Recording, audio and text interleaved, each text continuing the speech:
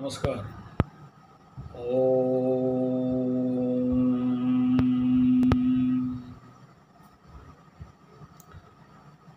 ज्योतिष विज्ञान में स्थान, काल और पात्र तीन का बहुत महत्व है।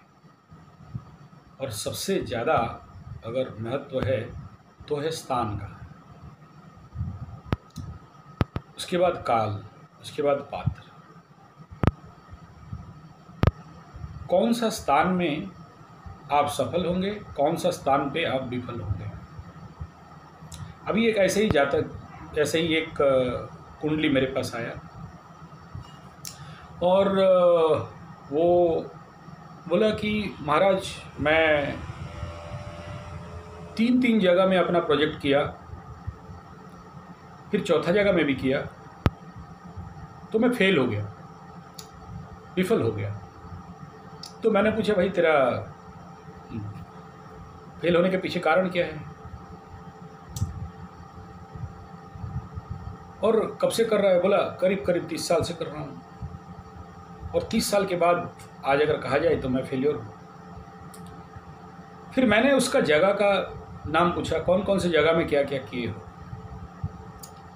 तो बोला मैं अपना पैटर्नल प्रॉपर्टी, मेरे पिताजी का जहाँ जहाँ जगह ज़मीन था मैं वहाँ अपना ऑर्गेनाइजेशन चालू किया, अपना फार्म्स चालू किया, अपना फैक्ट्री चालू किया और वहाँ पर भिन्न भिन्न काम किया।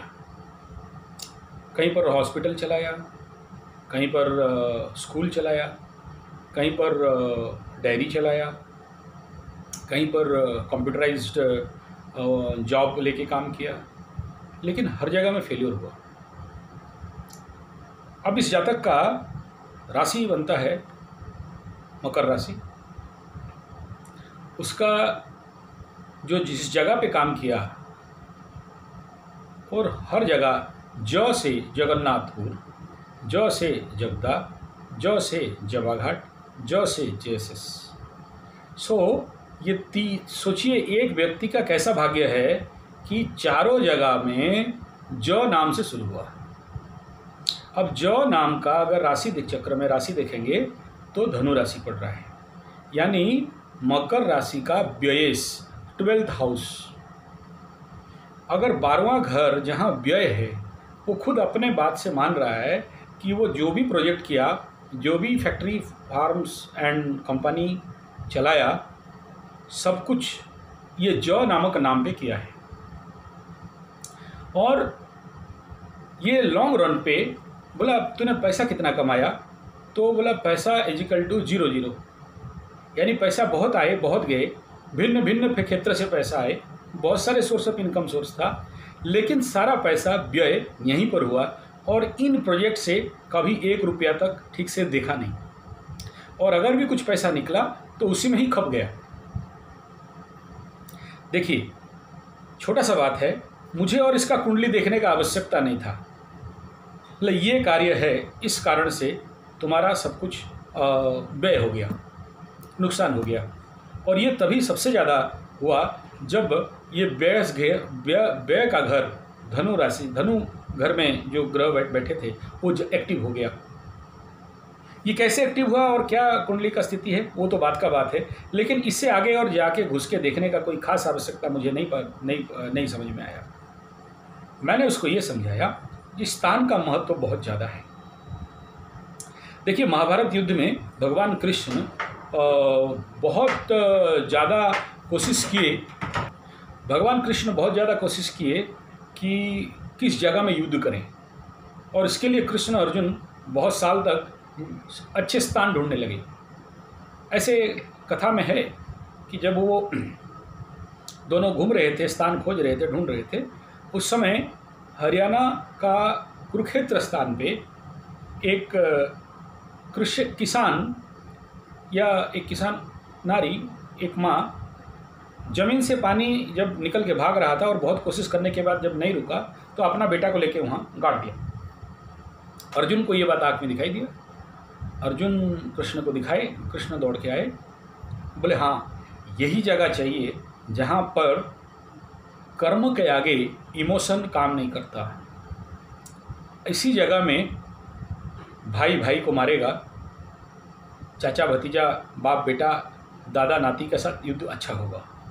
और वहीं से डिक्लेरेशन हो गया कि यहाँ से महाभारत युद्ध होगा। स्थान का महत्व तो इतना है कि जितना और किसी चीज़ का नहीं है। किस स्थान पे मैं सफल होऊंगा ये जानना बड़ा जरूरी है।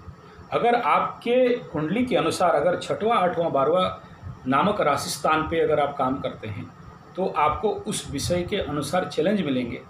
और अगर बाय मिस्टेक भूल वसात आप 12वां घर के राशि नाम स्थान पे काम करने लगे या ऐसे व्यक्ति से आपका कनेक्शन बैठ जाता है तो वे आपका नुकसान ही करेंगे, फायदा नहीं होगा।